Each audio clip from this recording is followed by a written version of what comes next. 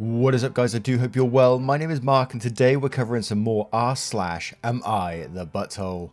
If you're new here, please consider hitting that like, that subscribe and maybe that notification bell too, as it all truly helps out our channel. And on my word, you guys have gone and done it again.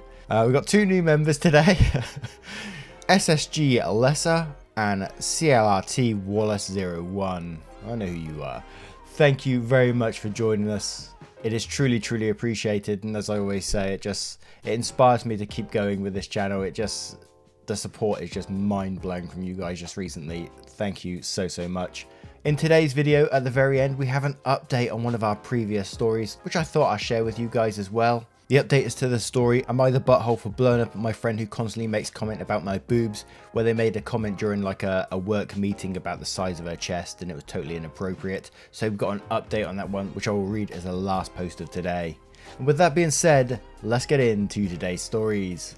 Much love, guys. Our first story comes from Spy Dad Throwaway. Am I the arsehole for installing a keylogger in my son's computer? I'm a single dad, 43 years old, computer programmer. My son, let's call him Jack, is 17 years old. Jack's mum died when he was 10, but thankfully we both handled our grief together quite well. When Jack got his first laptop 5 years ago, I took my time explaining how the internet worked, the dangers, etc. I allowed him to create a social media account as long as he allowed me to check it on whenever I wanted, which was a privilege I made use of a few times until he turned 15 and I realised I could trust him, having never asked for it since then. He allowed me to know where he stored his account passwords just in case, but I never really looked for them.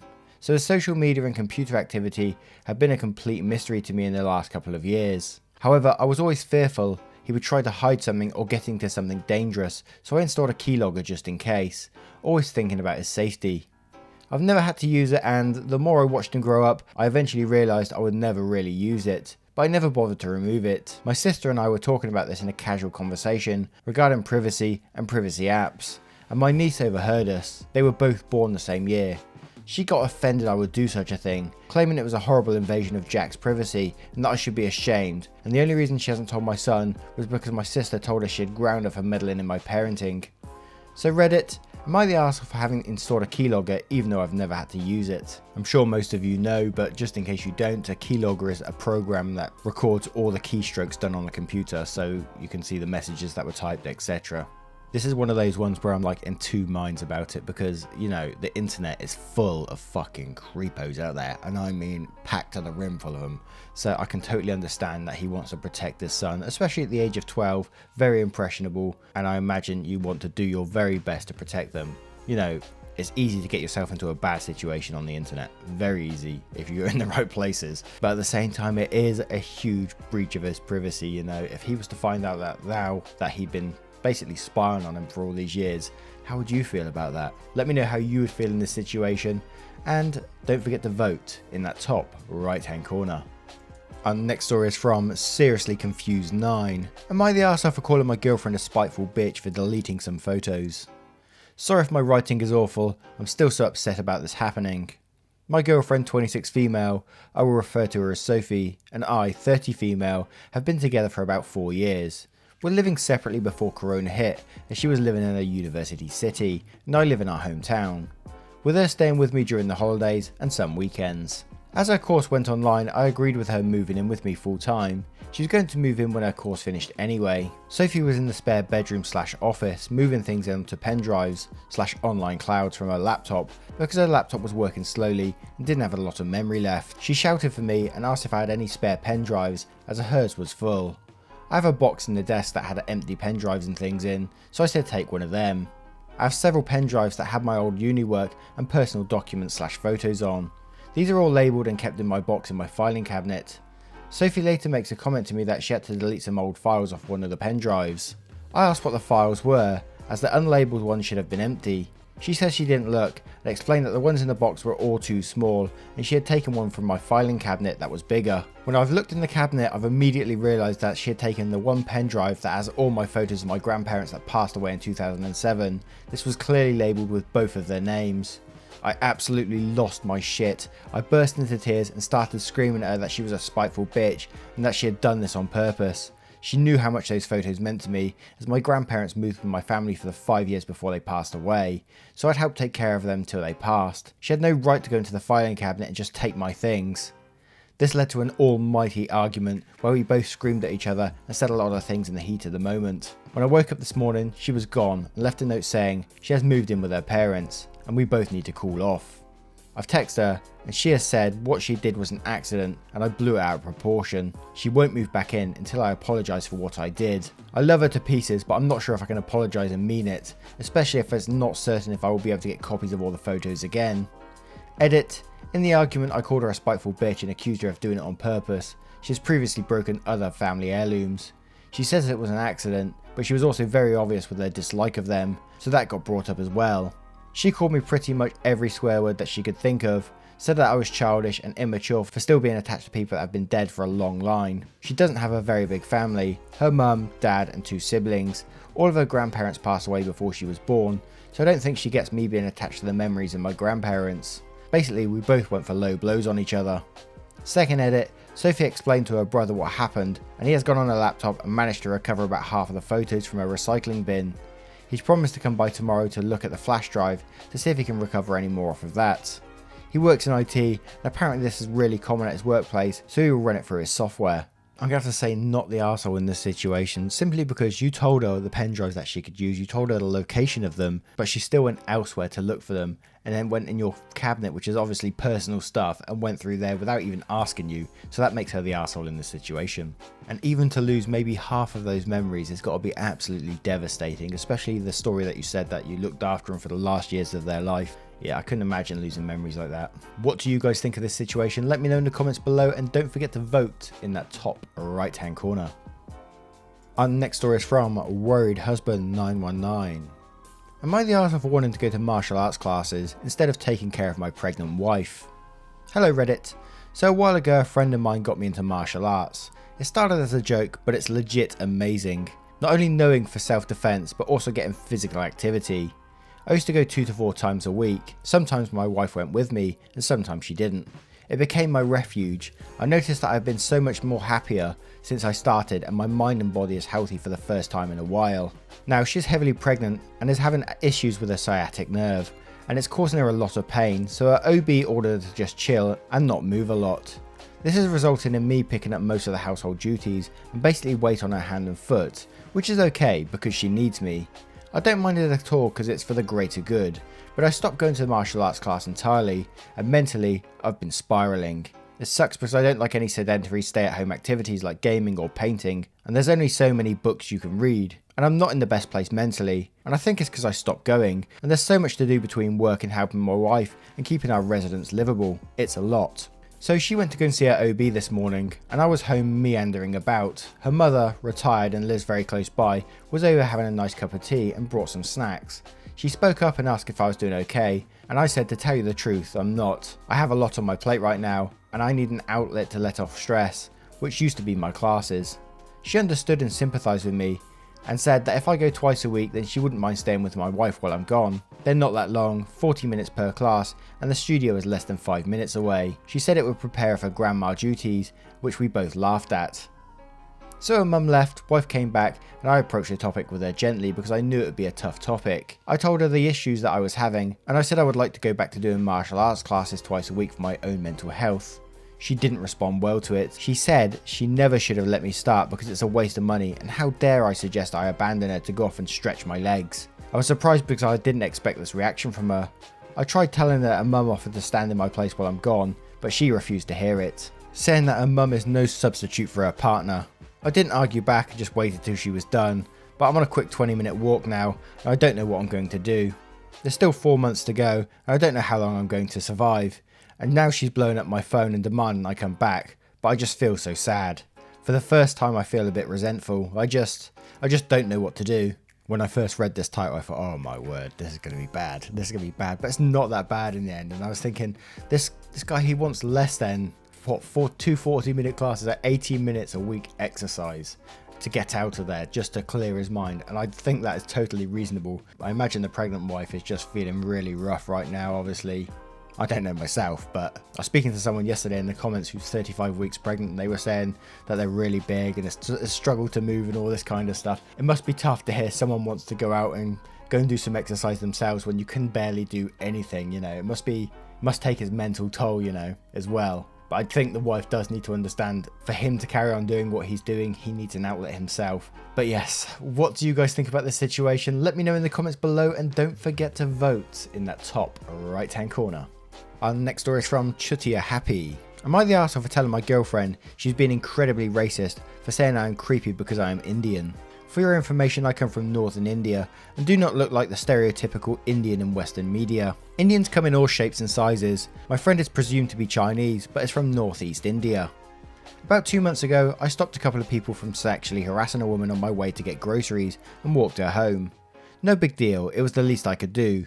Said woman found me attractive and asked me out for Netflix and chill since we lived in the same dorm. I found her attractive, I said yes. Relationship was going really smoothly for the most part. We even said I love you to each other. She randomly asked me where my accent is from, and I tell her it's kind of a mixture because I grew up in India but went to summer school in Chile. She looks at me and tells me she is kind of shocked because I didn't look Indian. Then she asked me if I'm hiding any creepy behaviour from her. At first I thought she was joking, but it turns out she was pretty serious. I tell her she has no reason to doubt me, and I am also kind of hurt since she knows that I am willing to risk my life for her the first time she met, and now she is doubting me in spite of all the experiences we had because I am Indian. I decided not to bring up the matter again, but I came to know that she DM'd 2 of my close female friends and asked them if I ever showed any problematic behaviour. They obviously seemed very confused by the whole thing. She repeatedly asked them to recollect any instance, which was alarming to me. So I confronted her about it through text and told her she was being incredibly shallow and hurtful. I am genuinely confused by the whole thing. I really cannot see where she is coming from, so I thought asking you guys might help. Have a wonderful day and stay strong through the virus. I am good at math. Feel free to PM me your high school calc questions. Only half joking. Edit, geez, 20 requests asked me to impersonate you on an online exam. No thanks man, I didn't mean that kind of math help. Now I'm guessing this is all coming from that send Bob and Vag memes that were about a couple of years ago. I imagine that, well, that's where I'm seeing this is coming from. I'm not totally sure. I don't know how people can blanket people with that and just use that as a stereotype, you know. I think it's disgusting. What the hell, man? We all know there's questionable people on the internet, but to blanket a whole country because of some memes is ridiculous. What do you guys think of this situation? Let me know in the comments below, and don't forget to vote in that top right hand corner. Our next story is from ECRPA 3943. Am I the arsehole if I stopped paying my daughter's tuition over a disgusting comment she made towards my new girlfriend? My 56 male wife died at the young age of 51 from a car accident. I was in deep mourning for about a year after her death. I met my new girlfriend C, 43 female, around January. C was the one who made me laugh for the first time after my wife died. She's smart as hell, 3 Ivy League degrees, has a dark sense of humour that I love, a terrific cook, and overall an amazing woman who I can imagine spending the rest of my life with. She's also on the heavier side, a fact that comes relevant later. I have 2 children, E, 25 male, and A, 19 female. They were all well aware that I'd gotten a new girlfriend before I introduced them to C this summer. She got along immediately with E, but A was very, very standoffish. After that initial meeting, I asked A if there was something wrong, but she denied it. C made a few more attempts to get to know A, but they were all rudely rejected. E and A both came home for Thanksgiving dinner. I asked A to please be polite during the meal, since she's always been rude in interactions with C, even though C has been nothing but gracious in return. The dinner was going as well as it could have for the first 10 minutes, although I noticed A glaring at C the entire time. When C went to grab her third helping of mashed potatoes, A said, "Don't you think you've eaten enough, you fat pig?" C started sobbing immediately and ran off into the bedroom. I felt my face turn red and told A to get out. About half an hour after A left, I texted her stating I would no longer pay her tuition unless 1. She apologised to C, and 2. C accepts her apology. A must have assumed that I was bluffing because she instead doubled down on her behaviour during Thanksgiving dinner. I then logged into a university tuition payment website, cancelled next semester's tuition, and sent A the screenshots. She called me crying and begging me to reconsider, but I told her my mind was made up. Now, one of the things that popped into my head initially when I was reading this is that that daughter is probably mourning very badly at the moment, and this comment I read probably is the most relevant one I found. Everyone sucks here. Something is more undoubtedly going on in between C and A. You need to find out why A has such a strong dislike for her and reacts so strongly. A is probably still deep in mourning for her mother. You've managed to put your grief behind you, but the process is much slower for some people. Seeing C in her mother's place at Thanksgiving was probably very hard on your daughter. That doesn't excuse her rudeness, but it might explain it. Secondly, you've made your daughter's tuition dependent on C accepting her apology. As the fees are something between you and your daughter, that's not appropriate, especially as C seems to be the issue here. Edit: when I say C is the issue, I mean the relationship C and A have, not C herself. And what do you guys think about this story? Pretty sad one. Let me know in the comments below, and don't forget to vote in that top right hand corner. And now we have the update story. I will link the original video with the story in it down below in the description and in the pinned comment. The update story comes from Throwaway Killot. Update: am I the arsehole for blowing up at my friend who constantly makes comments about my boobs? As said, see the original post if you want the original content. I took into account the advice and offered, and I thank you guys for your help. HR meeting call with supervisor went well. The main incident in my original post wasn't recorded, but all 6 colleagues wrote a statement confirming what Sarah had said and how inappropriate it was. I didn't realise, but John had also asked others who work with us if they, at any point, heard Sarah attack my character or physical appearance in a cruel or improper manner, and if they did, would they be willing to write a statement. Apparently, she has been saying quite a few outrageous things behind my back, and it seems that a lot of hurtful office gossip about me did originate from her. I submitted a few examples of messages and emails sent by Sarah during work hours, taking jokes about my appearance too far. I also included the messages where I asked her to stop causing attention at work, as I'm extremely uncomfortable with others regarding me in that way. Her claims of my bullying her and calling her flat-chested and ugly at work were dismissed, as she couldn't specify dates or find anyone to corroborate her story or even provide any examples of me ever being hostile or unprofessional. The phone call we had after the video team meeting, where she claims I used threatening language against her, was also disregarded, as no recording was made and it was her word against mine. Luckily, I don't think they believed her on this point, as I never displayed anything near the type of aggressive behaviour she was accusing me of, and my character reference had me down as the quiet sort of person who gets on with work.